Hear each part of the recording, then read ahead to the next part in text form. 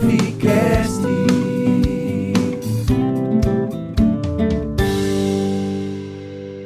Boa noite, pastor Gildo e pastor Francisco. Seria esse esfriamento um sinal da vinda do Filho do Homem? Ele complementou: o amor de muitos esfriará. Ok. Quem começa primeiro aí, pastor? Pode começar, pastor Gildo. Você é o convidado.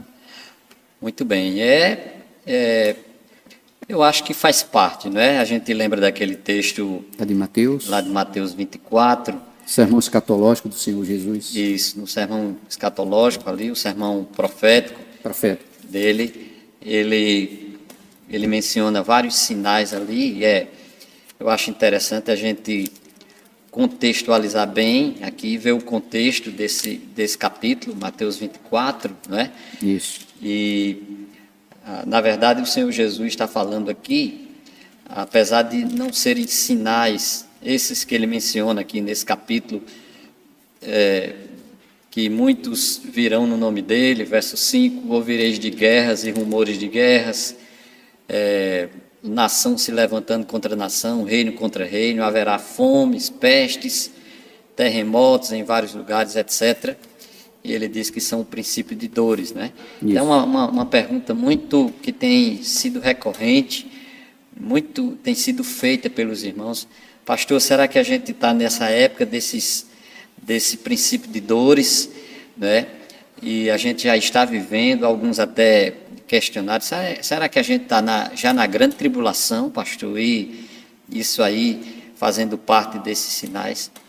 Então, é importante a gente entender esse capítulo aqui como sinais que ele diz princípio de dores. A imagem aqui é de uma mulher que está gestante para dar à luz e as dores, né, estão começando, né, ali as dores de parto estão começando até que isso vai se intensificando até que a criança venha a nascer. A imagem por trás é essa aqui, nessa expressão, princípios de dores.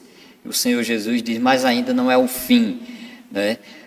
Então, interpretando aqui no meu entendimento, de maneira correta aqui em Mateus 24, não são sinais do arrebatamento da igreja. São sinais para a volta de Jesus depois da tribulação, quando a igreja não vai estar aqui presente, no meu entendimento, mas isso vai se cumprir de modo pleno, né, durante uma época que a Bíblia chama da tribulação, e aí sim, isso que Jesus falou em Mateus 24, ele bate com aqueles selos do Apocalipse, né? O cavalo branco, o cavalo vermelho, o cavalo preto, o cavalo amarelo, aqueles selos, e bate com essa descrição que Mateus faz aqui nesse capítulo, né? Na verdade, isso vai ocorrer. Agora, sempre ocorreram essas coisas na história da humanidade, né? Então, para nós, não é diferente, tem ocorrido isso. Não são sinais, como, por exemplo, o amor de muitos esfriará, diz, o evangelho do reino será pregado em todo o mundo, em testemunho a todas as nações, então virá o fim. Então, isso aqui não está apontando para o arrebatamento da igreja, e sim para a volta de Jesus depois da grande tribulação. Depois daqueles 7 anos de tribulação, é que o Senhor Jesus vai voltar. Aí sim será o fim, né? Então, não tem a ver aqui com o arrebatamento da igreja. Agora, podemos aplicar isso para a época que a gente vive hoje? Com certeza, porque se são sinais para a segunda vinda de Cristo, o arrebatamento vai ocorrer antes disso, mas pela Bíblia, o ensino bíblico de maneira geral, irmãos, me parece que os irmãos que estão nos acompanhando, né, não só quem fez a pergunta, nosso primo Luciano, lá em Campina, mas todos aqueles que estão nos acompanhando, né?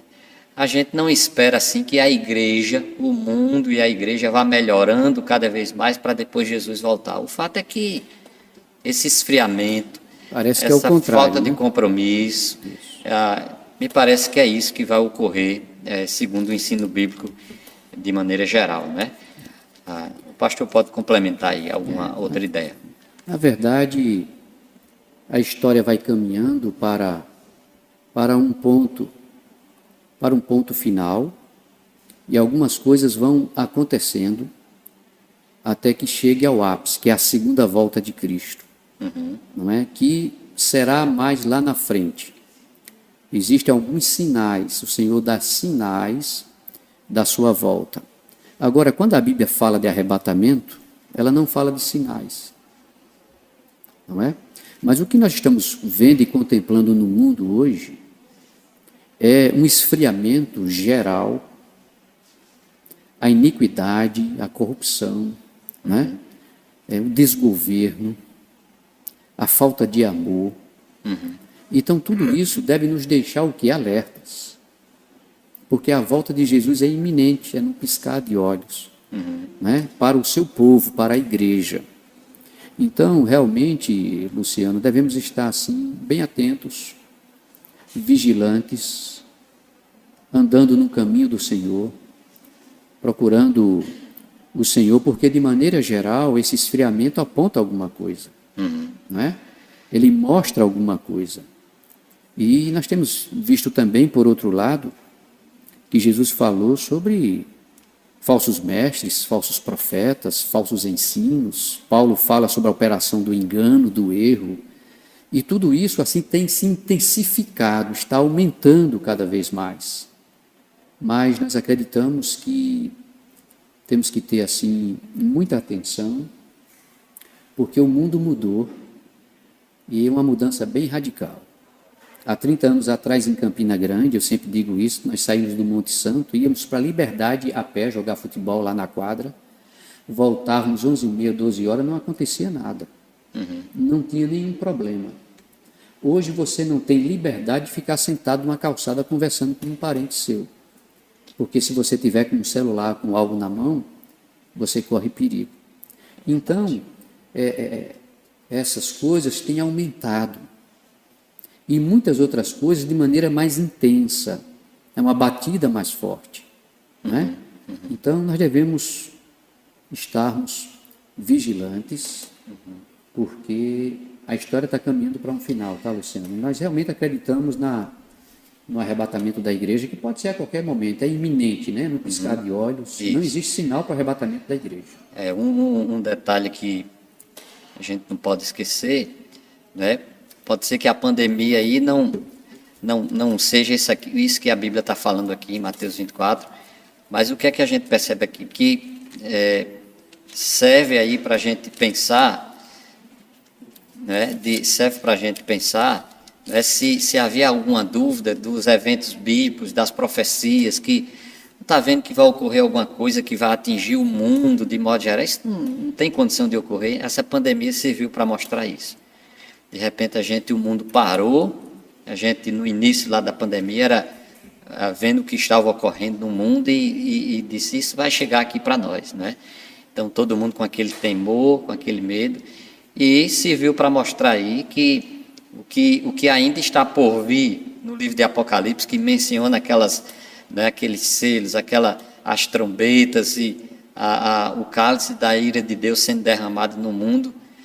Se havia alguém que tinha dúvida se de fato aquilo iria ocorrer, então isso serviu para mostrar que Deus permitindo e para cumprir a palavra dele, coisas vão ocorrer e que a nível mundial, né, para abalar realmente as estruturas do mundo, né? E então, a gente também tira uma lição, pastor Gildo e pessoal que está acompanhando pela internet, o quanto este vírus realmente mexeu com toda a estrutura da Terra. Grandes e pequenos, ricos e pobres, todas as camadas sociais, não é? Tanto morreram pessoas, né, de ricas, como também morreram pessoas numa condição mais. Então, Então, nós percebemos que se isto aconteceu e afetou todo o planeta, imagina o que vai acontecer quando os flagelos lá de Apocalipse começarem a acontecer. Mas eu quero também ler um versículo, um texto aqui, contextualizando, do jornal mais atualizado que há, e ele foi escrito pelo apóstolo Paulo em 2 Timóteo 3, Ele diz assim, quando ele fala dos últimos dias. Desde que você entenda o que são os últimos dias. Quando foi que começou os últimos dias e quando ele vai terminar.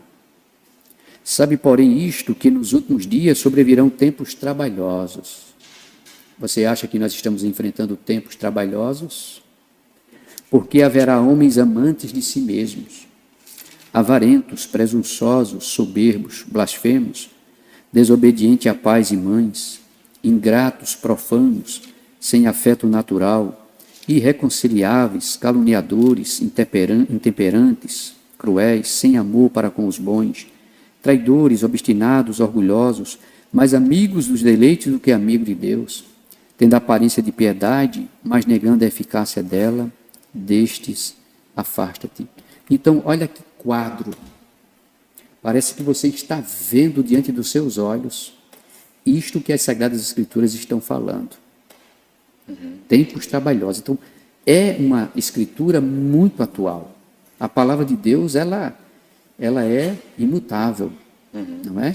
Então, essa expressão últimos dias é interessante, porque ela se iniciou lá desde o primeiro século.